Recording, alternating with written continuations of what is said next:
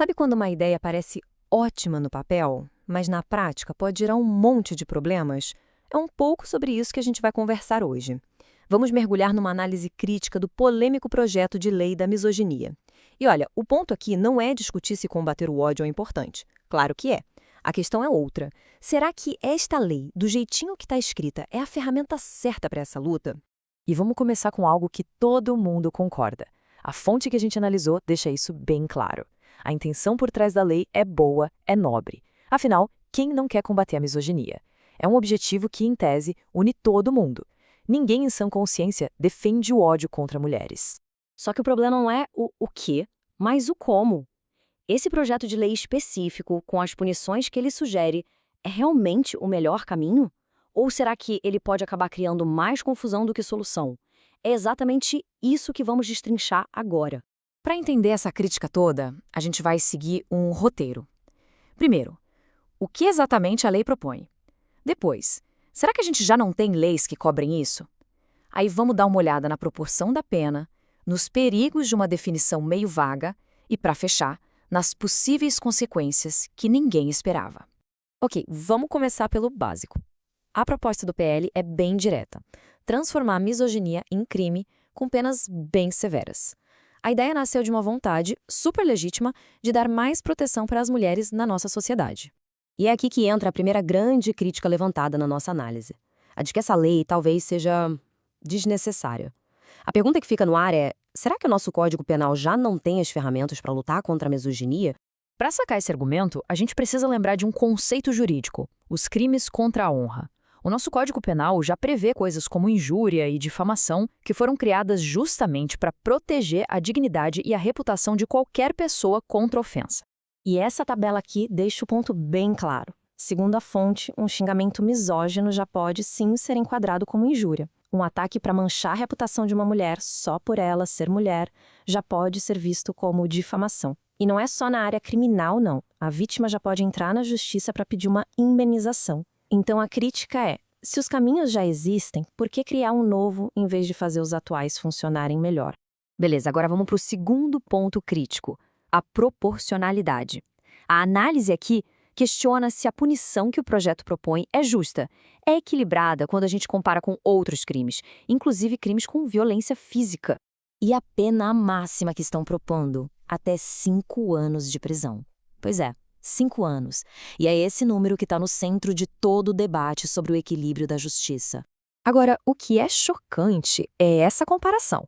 A análise aponta que a pena de até 5 anos por um insulto misógino seria maior que a pena para crimes como perseguição, sabe, o stalking, ou até mesmo por uma agressão física leve, tipo um tapa na cara. Isso faz a gente se perguntar quais valores essa lei estaria colocando em primeiro lugar. Essa frase da fonte resume a crítica de um jeito bem direto e forte. A ideia de que uma ofensa falada pode ser punida com mais rigor do que um ato de violência física é, no mínimo, estranha para muita gente. Mas a comparação fica ainda mais séria. E agora, a comparação final, e talvez a mais assustadora. A pena mínima para quem mata alguém no homicídio simples é de 6 anos. A pena máxima para uma injúria misógina seria de 5. Para os críticos, colocar um crime de opinião nesse patamar tão perto de um crime contra a vida é um sinal de que a proporção se perdeu completamente. O terceiro ponto da crítica entra num campo bem escorregadio: a subjetividade. O argumento é que a definição de misoginia na lei é tão vaga, tão aberta, que ela pode ser usada de forma errada até virar uma arma em brigas pessoais. E aqui está o pulo do gato. De acordo com a análise, o critério para definir o crime seria basicamente qualquer constrangimento que a mulher sentisse. Isso é uma definição super ampla e totalmente pessoal, depende só da percepção de quem se diz vítima. E esse fluxo aqui mostra o perigo. Tudo começa com um sentimento, uma interpretação totalmente subjetiva. Isso vira uma acusação que, pelo projeto, poderia levar a pessoa a ser presa sem fiança antes mesmo de qualquer julgamento.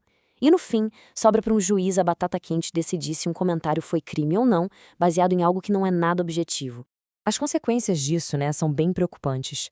A fonte levanta a bola para o risco da lei virar uma arma em briga de vizinho, em disputa de ex-casal. Pensa bem, como provar que uma denúncia é falsa se basta a pessoa dizer que se sentiu ofendida?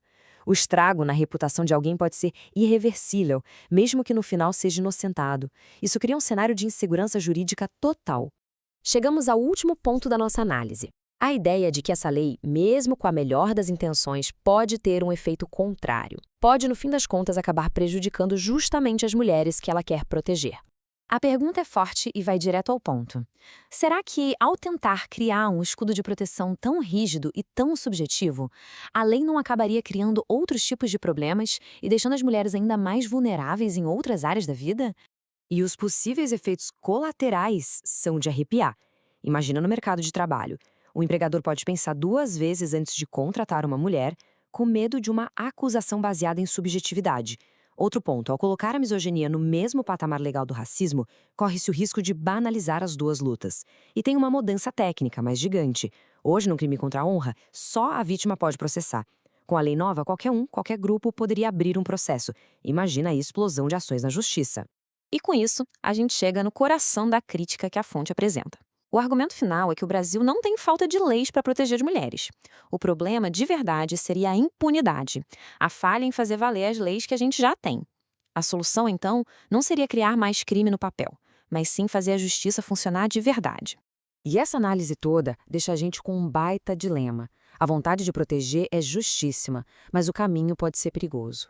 A questão que fica não é se devemos combater a misoginia. Isso é um fato.